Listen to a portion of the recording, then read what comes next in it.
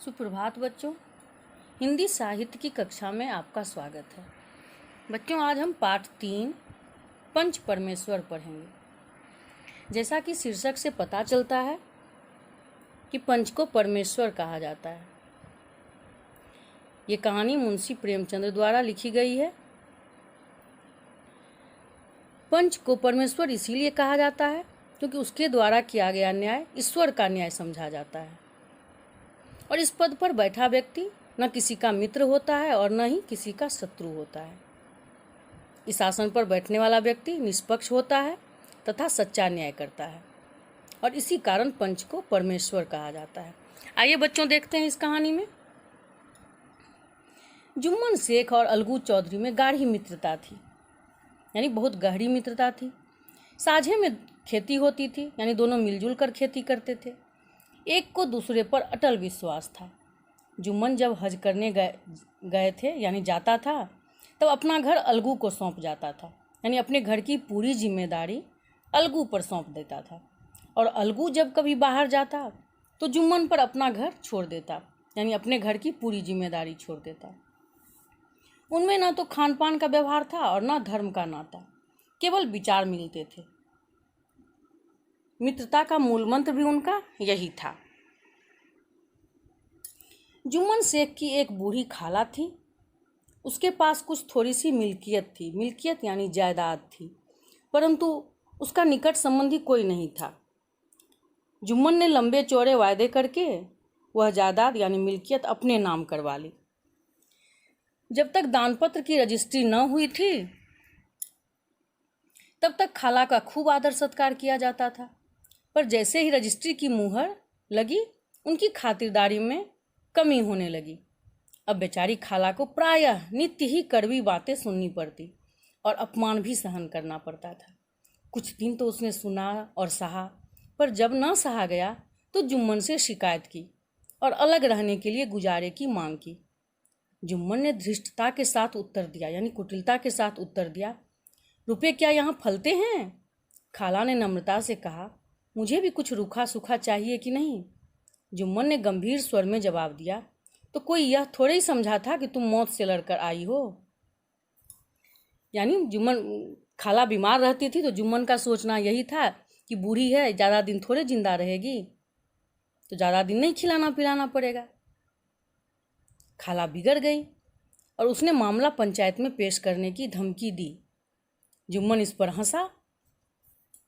जिस तरह कोई शिकारी हिरन को जाल की तरफ जाते देखकर मन ही मन हंसता है, उसी तरह जुम्मन हंसा और बोला, हाँ हाँ जरूर पंचायत करा लो, फैसला हो जाए। मुझे भी यह रात दिन की खटपट पसंद नहीं है। पंचायत में किसकी जीत होगी इस विषय में जुम्मन को कुछ भी संदेह नहीं था, क्योंकि ऐसा कोई भी व्यक्ति नहीं था जो जुम्मन को अपना शत्रु बनाने का साहस करता। इसके बाद कई दिनों तक बूढ़ी खाला हाथ में लकड़ी लिए आसपास के गांव में दौड़ती रही। कमर झुककर कमान हो गई थी, एक एक पग चलना दूभर था, मगर बात आ पड़ी थी, उसका निर्णय करना जरूरी था। एक दिन संध्या के समय एक पेड़ के नीचे पंचायत बैठी। जुम्मन शेख ने पहले से ही सारा प्रबंध कर रखा था, यानी सारी व्यवस्था उसने कर रखी थी। पंच लोग बैठ गए तो बूढ़ी खाला ने उनसे विनती की, पंचों, आज 3 साल हुए मैंने अपनी सारी जायदाद अपने भांजे जुम्मन के नाम लिख दी थी। इसे आप लोग जानते ही होंगे। जुम्मन ने मुझे जीवन भर रोटी कपड़ा देना कबूल किया था। साल भर तो मैंने रो धो कर काटा, पर अब रात दिन का रोना नहीं सहा जाता। मुझे न भरपेट रोटी मिलती है और न तन को कपड़ा।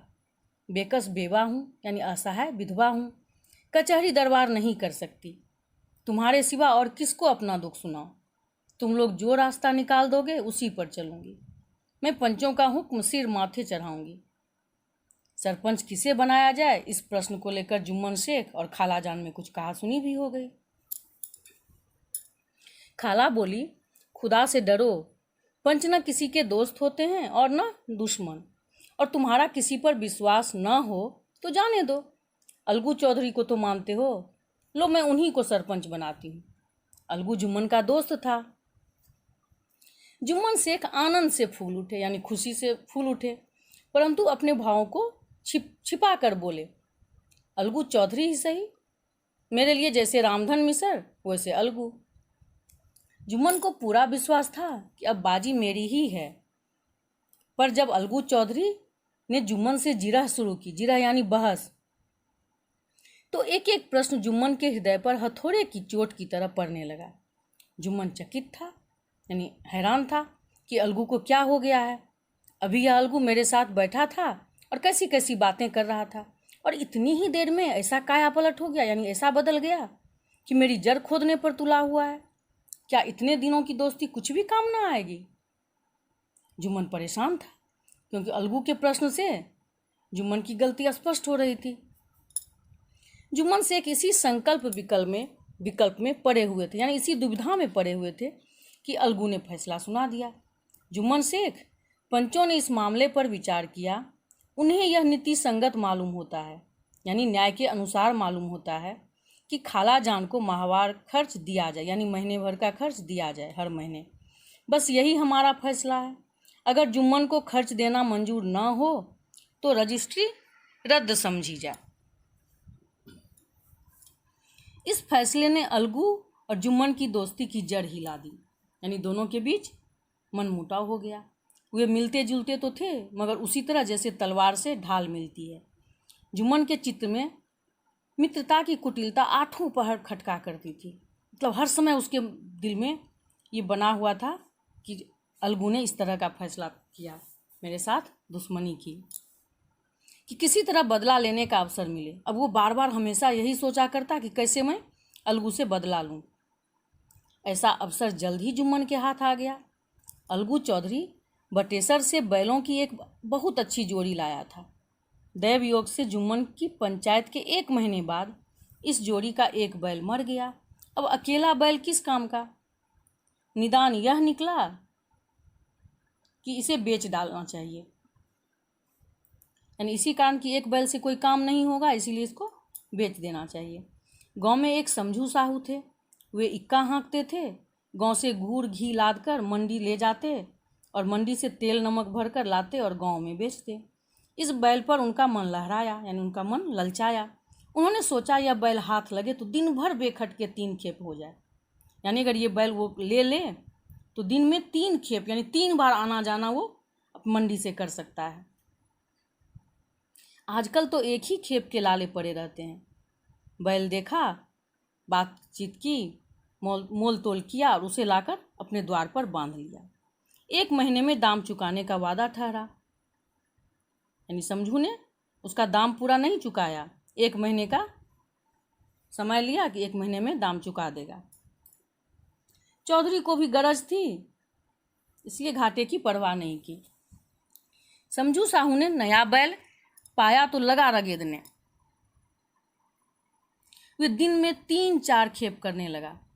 चारे की फिक्र नहीं थी, यानी खाना पीना कुछ भी सही से बैल को नहीं मिलता था, न पानी की, न चारा सही से देता था और न पानी ही देता था। बस खेपों से काम था। बस बैल से क्या कराता था? मंडी ले जाना, मंडी से लाना, बस इतना ही करता था। मंडी ले गए, वहाँ कुछ सूखा भूसा सामने डाल दिया। बेचारा जानवर अभी तक दम भी ना ले पाया था कि फिर जोत दिया, यानी बेचारा थोड़ा सा भी नहीं आराम कर पाता था कि तुरंत फिर उसको जोत लेता। अलगू चौधरी के तो घर तो चैन की बंसी बजती थी, कहाँ वह सुख चैन, कहाँ यह आठों पहर की खपत। बेचारा बैल परेशान था। महीने भर में वह पिस्सा गया। एक दिन चौथी खेप में साहू ने दूना बोझ लाद दिया। दिन भर का थका हारा जानवर पैर न उठता था उसका, पर साहू को जल्दी पहुंचने की फिक्र थी। अतः उन्होंने क्या किया? बड़ी कठोरता से कई कोड़े उसको मार दिए। बैल धरती पर गिर पड़ा और ऐसा गिरा कि फिर न उठा, यानी वो खत्म हो गया वहीं। इस घटना को हुए कई महीने बीत गए। अलगू जब अपने बैल के दाम मांगता तब साहू और उसकी पत्नी दोनों ही झल्लाते और बुरा भला कहने लगते। तब लोगों ने परामर्श, यानी लोगों ने सलाह दिया कि इस तरह सिर फुटवल से काम नहीं चलेगा। सिर फुटवल यानी आपस में झगड़ा करने से कोई काम नहीं चलेगा। जो कुछ तय हो पंचायत करा लो, जो कुछ तय हो उसे स्वीकार कर लो। साहू जी राजी हो गए। अलगू ने भी हामी भर दी। पंचायत बैठी तो रामधन मिश्र ने कहा, बोलो चौधरी, किसको पंच बनाते हो? अलगू ने दीन भाव से कहा, बड़ी दीनता से कहा, समझू साहू ही चुन लें। समझू खड़े हुए और कड़क कर बोले, मेरी ओर से जुम्मन शेख ही पंच होगा।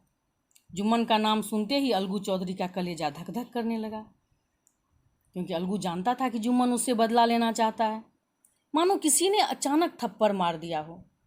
अलगू को ऐसा एहसास हुआ।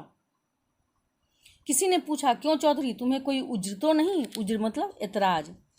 चौधरी ने निराश होकर कहा, नहीं, मुझे क्या उज्र होगा, मुझे कोई उज्र नहीं है। सरपंच का मुख्य आसन ग्रहण करते हुए शेख के मन में अपनी जिम्मेदारी का भाव पैदा हुआ। जैसे ही जुम्मन शेख पंच के आसन पर बैठा, उसे अपनी जिम्मेदारी का एहसास होने लगा। उन्होंने सोचा, मैं इस वक्त न्याय और धर्म के सर्वोच्च आसन पर बैठा हूँ, न्याय और धर्म के सबसे ऊंचे आसन पर बैठा हूँ, और मेरे मुंह से इस समय जो कुछ भी निकलेगा वह देववाणी के समान समझा जाएगा। और देववाणी यानी ईश्वर की वाणी में मेरे मनोविकारों का कदापि समावेश न होना चाहिए, यानी मेरे मन में कोई बदले की भावना या कोई बुराई ऐसी भावना नहीं आना चाहिए। मेरा सत्य से टलना उचित नहीं है। आपस में ही जुम्मन, उसके मन में ही ये सारे सवाल आने लगे।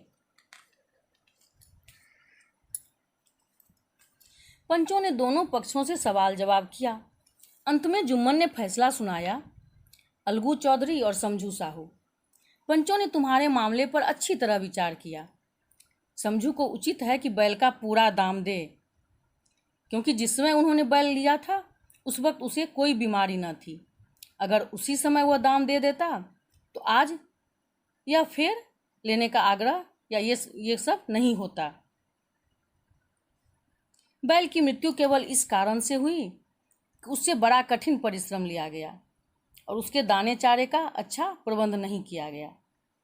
अगर उसी समय समझू साहू दाम दे देता तो आज ये नौबत ही नहीं आती।